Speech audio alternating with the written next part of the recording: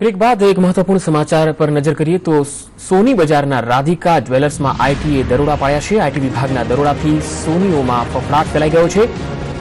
ચુસ્ત પોલીસ બંદોબસ્ત વચ્ચે અધિકારીઓએ દરોડા પાડ્યા છે। રાજકોટમાં આઈટી વિભાગે આ દરોડા પાડ્યા છે, જેના કારણે જ્વેલર્સોમાં હાલ ફફડાટ વ્યાપી ગયો છે। ચુસ્ત પોલીસ બંદોબસ્ત વચ્ચે અધિકારીઓએ દરોડા પાડ્યા છે। ઝવેરીઓમાં આ દરોડાને કારણે ફફડાટ જોવા મળી રહ્યો છે।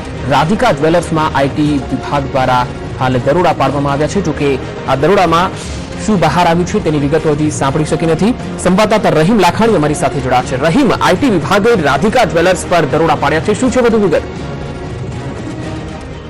તો રાજકોટનો પેલેસ રોડ પર આવેલ જે રાધિકા જ્વેલર્સ છે ત્યાં હાલ પોલીસ બંદોબસ્ત સાથે જે આઈટી વિભાગ ત્યાં પહોંચ્યું છે। હાલ તો કોઈને પણ અંદર જવા દેવાની મનાઈ છે। તમે જોઈ શકો છો કે જે રીતના પોલીસ બંદોબસ્ત બહાર ગોઠવી દેવાનો છે અને આઈટીના અધિકારીઓ અંદર પોતાના જ અલગ અલગ દસ્તાવેજો ચેક કરી રહ્યા છે। જે રીતના કહી શકાય કે નોટબંધીને લઈને એકાએક જે રીતના જ્વેલર્સો પાસેથી સોનાના બિસ્કીટો અને સોનાની ખરીદી કરવામાં આવી રહી હતું, ત્યારબાદ આઈટી વિભાગ દ્વારા મેલ મારફતે નોટિસો પણ ઇસ્યુ કરવામાં આવી હતી। જે લોકોનું જે વેચાણ છે તેને લઈને માહિતીઓ પણ માંગવામાં આવી હતી।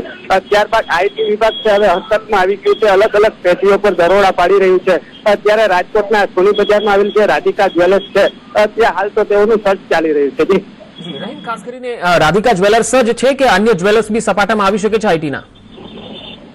જે રીતના વાત કરવામાં તો હાલ તો રાધિકા જ્વેલર્સની જે અત્યારે તપાસ હાલ ચાલુ રહી છે, કારણ કે બીજી બાજુ જે કલ્યાણ જ્વેલર્સ છે ત્યાં પણ તેઓને નોટિસ ઇસ્યુ કરવામાં આવી છે। ત્યાં જે નોટિસોનો જવાબ નથી આવેલો, ક્યાંક જે શંકાસ્પદ જવાબ મળી રહ્યા છે ત્યાં હાલ પોલીસો એક બાદ એક જે છે આઈટી વિભાગ દરોડા પાડી રહી છે અને સાથે સાથે પોલીસોને પણ સાથે રાખી રહી છે।